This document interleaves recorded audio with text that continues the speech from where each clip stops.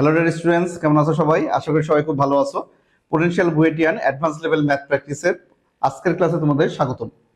আজকে আমরা যে ম্যাথটি নিয়ে সমাধান করতে চলেছি সেটি হচ্ছে আমাদের দেখো পুলি সংক্রান্ত নিউটনীয় বলবিদ্যা ফিজিক্স ফার্স্ট পার্টের নিউটনীয় বলবিদ্যা অধ্যায়ের পুলির উপর দিয়ে কোনো বস্তুর যখন গতিশীল অবস্থায় থাকে এবং তার সাথে তলে ঘর্ষণ সহ আছে, ঠিক আছে? তাহলে ঘর্ষণের সহ আমাদের এই পুলির মধ্যে অঙ্কগুলো যেগুলো আমাদের কমন অঙ্ক আছে তার মধ্যে থেকে একটা বেসিক এবং খুবই গুরুত্বপূর্ণ ম্যাথ। সো ক্লাসটি হতে চলেছে খুবই গুরুত্বপূর্ণ এবং বেসিক্যাল, তাই আশা করি অবশ্যই শুরু থেকে শেষ পর্যন্ত দেখবা।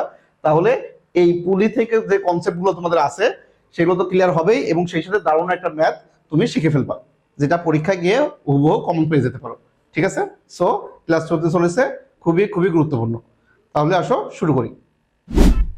তাহলে শুরুতে আমরা আগে প্রশ্নটি ভালোভাবে বুঝে নিব, তারপরে সমাধান করার চেষ্টা করব। আসো প্রথমে কি বলা আছে দেখো, M1 M2 ভরের দুটি বস্তু সুতার সাহায্যে চিত্রের ন্যায়, এই যে M1 M2 ভরের সুতার ন্যায় পুলির উপর দিয়ে বাঁধা আছে। ঠিক আছে? যেখানে আনুভূমিক তল বলে ঘর্ষণ আছে, এই যে আনুভূমিক তলে কোনো এখানে ঘর্ষণ আছে, এই তলটা আমাদের এটা মুক্ত বা ঝুলন্ত অবস্থায় আছে, তো এখানে কোনো ঘর্ষণের কোনো বিষয় নাই এই তলের উপরে। তাহলে আমাদের ঘর্ষণ আছে মেইনলি, আমরা বলতে পারি যে এই তলের সাথে এখানে ঘর্ষণ আছে। ওকে, তাহলে এইটুকু আমরা ঘর্ষণ তুলনা করলাম, তার ঘর্ষণ গুণাঙ্ক দেওয়া আছে। এক্ষেত্রে সুতার টান 40 নিউটন আছে এবং এই অবস্থায় যখন অবস্থায় আছে, এই অবস্থায় থাকা অবস্থায় সুতার টানের মান দিয়ে দেওয়া আছে, সুতার টান আছে 40 নিউটন।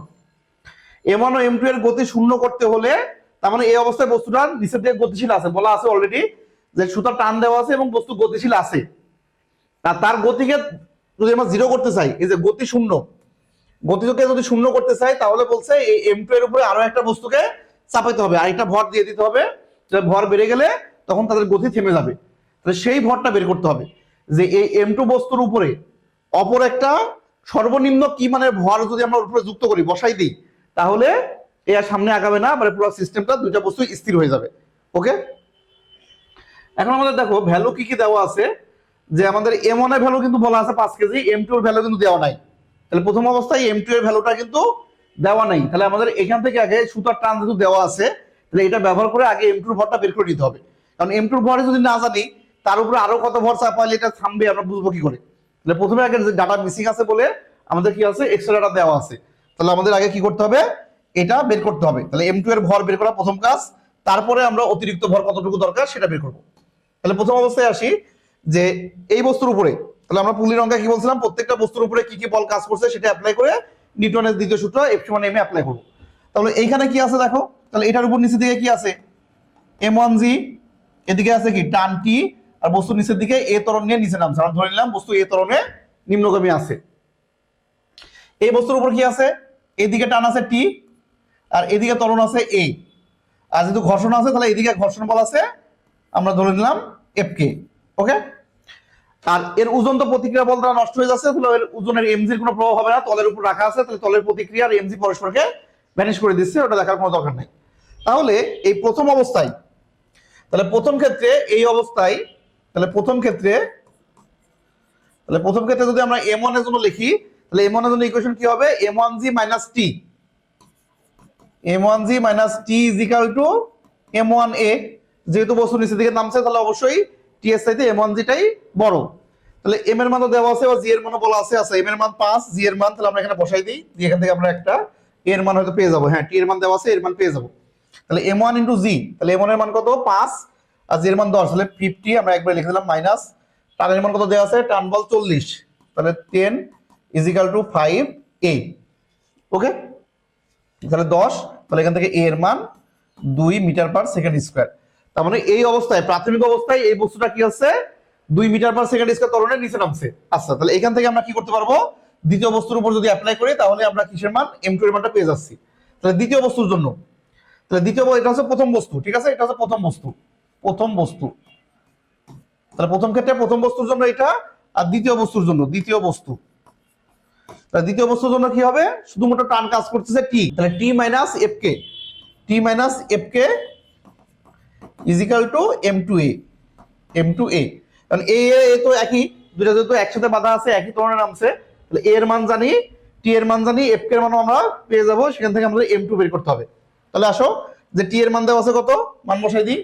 T এর মান দেওয়া আছে 40 না, হ্যাঁ 40, তাহলে 40 - Fk, তাহলে Fk এর মান দেওয়া আছে কত, আমাদের হচ্ছে μk × mg, যেহেতু ডিরেক্টলি দেওয়া নাই তাহলে μk × mg দিয়ে বের করতে হবে। তাহলে কত আসে, 0.15 ইন্টু m2 ইন্টু জি এর মান কত 10 সমান সমান m2 ইন্টু 2।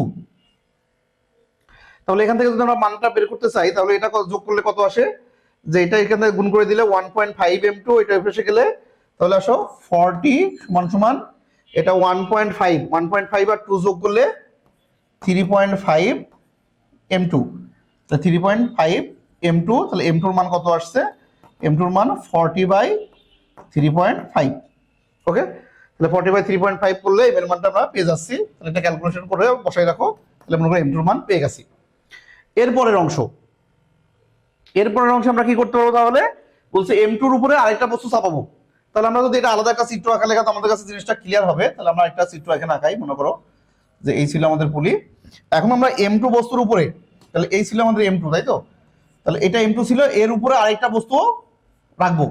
তাহলে m2 এর উপরে আরেকটা মনে করো m ভর, তাহলে আমাদের এটা m2 ছিল, এর উপরে আরো m চাপাইলাম। সেই অবস্থায় বস্তুটা কি হবে, এটা তো m1, এদের কোনো ত্বরণ থাকবে না, তাহলে ত্বরণ 0 হয়ে যাবে, তাহলে বস্তু স্থির হয়ে যাবে। সেই অবস্থায় উভয়ের ত্বরণ 0, কোনো আমাদের কি থাকবে না, ত্বরণ থাকবে না। তাহলে এই অবস্থার ক্ষেত্রে আমাদের কি করতে হবে, এই উপরের এমটা বের করতে হবে। তাহলে এটা যদি বের করতে চাই, তাহলে এখন আমাদের এখানে মনে করেন এখানে কি আছে, টান বল আছে টি, আর এইদিকে ঘর্ষণ বল আছে এফ। নতুন অবস্থায় এফ কে বা এফএস যাই বলি। তাহলে আমাদের এখন যদি বস্তুটা স্থির হয়ে যাবে, তাহলে আমরা এখানে এফএস বলতে পারি। তাহলে এটা এফএস দিয়ে করি, ঠিক আছে, এফএস। তাহলে যদি আমাদের বস্তুটা স্থির হয়ে যাবে, ত্বরণ না থাকে, তাহলে টি আর এফএস সমান। তাহলে এই ক্ষেত্রে এফএস, তাহলে এফএস এর সূত্র কি হবে, mu into m2 plus m2 plus m into g, এটা হবে আমাদের এফএস এর মান। তো এইটা সমান সমান টি। আর টি এর ভ্যালু কত হবে, যেহেতু বস্তুটা কি হয়ে গেছে, স্থির হয়ে গেছে, তাহলে দেখো বস্তু যেহেতু স্থির আছে, তাহলে এদিকে টি, এদিকে m1g। তাহলে আমরা বলতে পারি এই টি এর মান এখন কি হবে, m1g এর সমান হবে এই ক্ষেত্রে। তাহলে টি এর মান আমরা বসাই দিতে পারবো m1g, কারণ এই টি কিন্তু আগের টার্ন হবে না, এটা তো এই অবস্থার ক্ষেত্রে ছিল। তাহলে এখন টি এর মান কিন্তু আমাদের ভিন্ন। তাহলে এখন টি এর মান হচ্ছে m1g। তাহলে বসাই দাও, তাহলে mu into m2 plus m জি সমান সমান m1g। তাহলে জি তো আউট হয়ে গেল, তাহলে এখান থেকে আমাদের কিসের দরকার, m এর মান দরকার।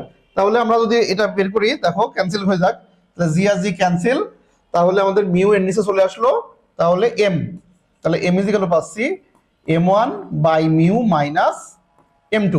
তাহলে m1 by mu minus m2 করলে m এর মান আমরা পেয়ে যাচ্ছি। তাহলে m এর মান ছিল কত, 5 ডিভাইডেড বাই মিউ এর মান 0.15 মাইনাস m2। তাহলে m2 এর মান কত ছিল, আমরা এইভাবে বসাই আপাতত, যে 40/3.5। তাহলে আমরা একবারে ক্যালকুলেটরে বসাই দিই, তাহলে অ্যান্সার পেয়ে যাচ্ছি। ওকে, তাহলে আমরা ক্যালকুলেটরে একবারে করলে অ্যান্সার কত আসে করে ফেলি। ওকে, তাহলে পুরোটার ভ্যালু যদি আমরা ক্যালকুলেশন করি, তাহলে এটার মান আসে 21.9 সামথিং 90 আমরা লিখলাম এত কেজি। তার মানে এই m2 ভরের উপর যদি আমরা আরো অতিরিক্ত 21.90, এই প্রায় 22 কেজি মতো ভর চাপাই দিই, তাহলে কি হবে, এই যে বস্তুটা যখন গতিশীল ছিল এর আর গতিশীল থাকবে না।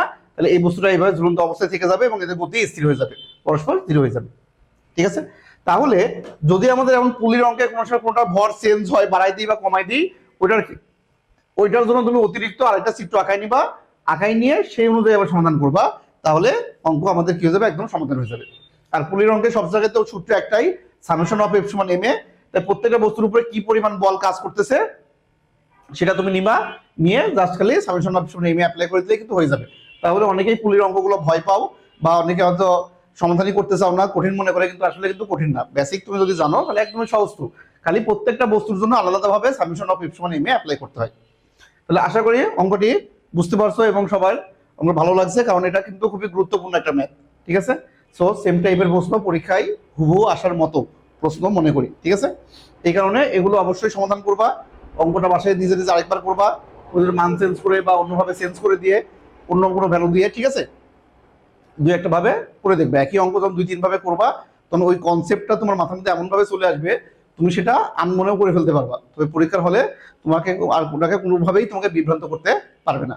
তাই একই অঙ্ক বারবার করা, রিপিট ভাবে করার গুরুত্ব অনেক বেশি। ঠিক আছে, তাহলে অবশ্যই সমাধান করতে থাকো এবং আমাদের সাথে থাকো, কেননা ভবিষ্যতে আরো কোশ্চেন, আরো বিভিন্ন ম্যাথ এখনো সমাধান করতে চলবে। সো তোমরা আরো বিভিন্ন ম্যাথ পাবা যেগুলো পরীক্ষায় হুবহু কমন উপযোগী ম্যাথ। ঠিক আছে, তো দেখা হচ্ছে নেক্সট ক্লাসে। আজকের পর্যন্ত এই পর্যন্তই, আল্লাহ হাফেজ।